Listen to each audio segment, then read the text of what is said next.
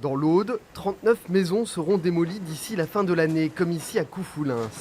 Parmi elles, l'ancienne résidence familiale de Régis Taburet. Le 15 octobre 2018, alors que l'eau monte dans sa maison, il part dans l'urgence au petit matin.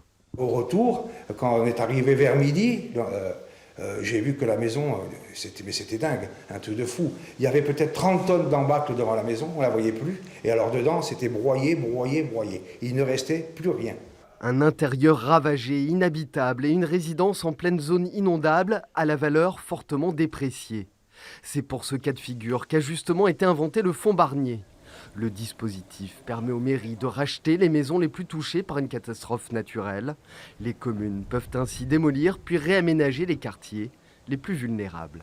Pour les maisons de plein pied, à partir de 80 cm d'eau notée à l'intérieur de la maison, eh bien, la personne peut être expropriée effectivement et toucher cette indemnisation. Et pour les maisons qui disposent d'un étage, c'est 2 mètres d'eau le seuil.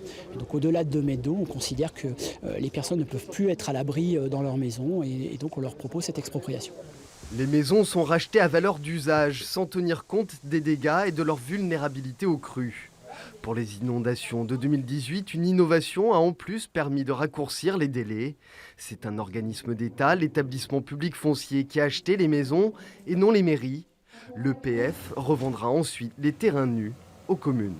On se retrouve avec des délais entre le moment où on acquiert et le moment où on démolit sur un bien classique comme un pavillon, ce qu'on peut voir derrière moi, c'est environ 7 mois.